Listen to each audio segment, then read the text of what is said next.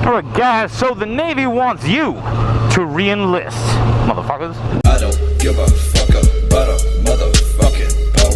I'ma pull up with that stick and hit your motherfucking door, man. So yeah, the Navy definitely wants you to re-enlist. No matter what rate you are, no matter what rank you are, the Navy will always want you to re-enlist. It's actually really terrible. And the things you'll hear too, the further in your career you get, you'll see guys come and go and stuff like that, and the older boys, when they leave, the older persons, I don't want to trigger anybody, when they leave, you'll start hearing stuff, and one of the big ones, especially from the yeomen, if you make friends with them, which, by the way, make friends with the yeomen, if you talk to them, they will tell you, like, your command will drop you like a fucking bad habit once they find out you don't want to re-enlist, or you want to transfer, or anything like that. They will just, like, boop, you're gone. And I don't really know if it's something to really say terrible about them, because their focus has to be on their sailors, I guess. I don't know. It's kind of dick that, you sit there and you work all day and all night for weeks on end, and then, when you're like, oh, this isn't for me, they're like, oh, well, fuck you then, and, kind of drop your ass. But yeah, a lot goes into thinking about whether you want to re-enlist or not, where you are at in your career, what rank you currently are, re-enlistment bonuses, if you have any bonuses, things like that, all should go into it, including orders. Because when you first come into the Navy, like I made in a video a long time ago, I said that you kind of get to pick where you go when you first enlist, and when you re-enlist, though, you actually get to fight for where you want to go. The detailer will show you, or well, he won't show you unless you're like there with him. He'll tell you over the phone the orders, the billets that need filled, and then he'll like, well, so where do you want to go? And then you got to look at the requirements. Some billets may require certain qualifications, certain ranks, things like that you have to try to get waived or get qualified. And then you might be able to go there, you might not. You gotta, you actually get to fight though for where you want to go.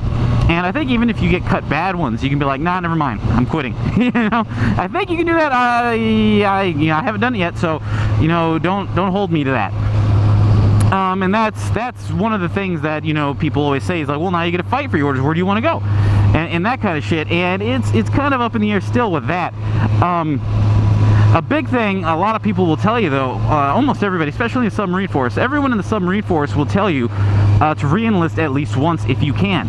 Always re-enlist one time and go to shore duty.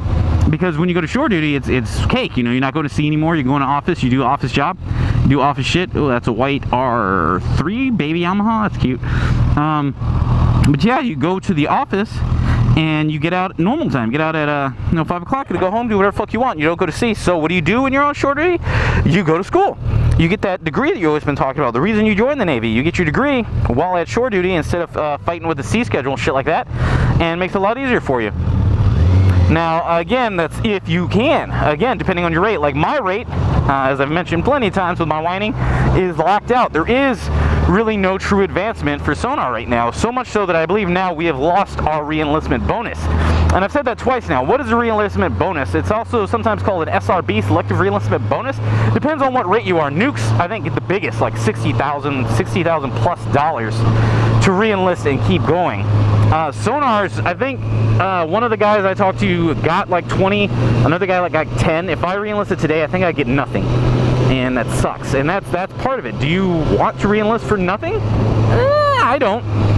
But that is what it is. Now, another aspect to re-enlisting, one that I'm looking at very closely, is when you re-rate. Sometimes when you re-rate, you get forced to re-enlist because you have to go back to school and you have to, you have to go through that stuff again, which could take weeks, months, who knows how long, right? So the Navy wants you to stay in for as long as they can basically earn that money back from you.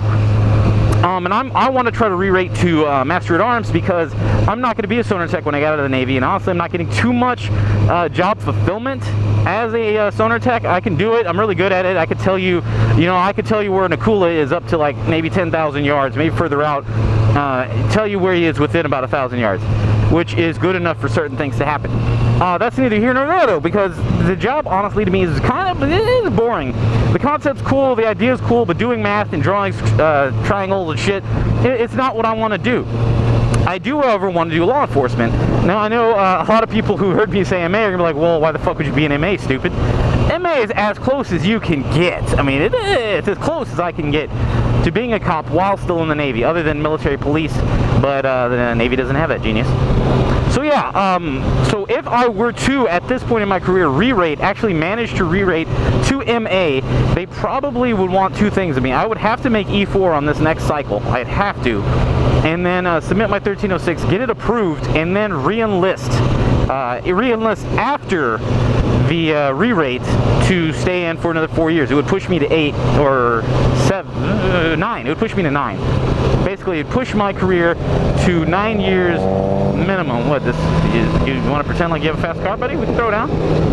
But it would push my career out, and I would have to stay in longer just to basically fulfill that part of the contract. And I would be willing to do that for MA, but if I don't and I get stuck as a sonar tech, I'm probably not seeing myself re-enlisting unless I can like magically hit E5 before my contract is over. Then fuck yeah, I'll re-enlist. I got no problem with it. So yeah, guys, that's like the things that you have to think about, just to give you an idea of like what goes into re-enlisting. Don't just think, oh, I'm doing this job now, but this, don't run the lights, stay with me, stay with me. I will run with you. I'm gonna pass this dude on the fucking Lego's green, believe you me. But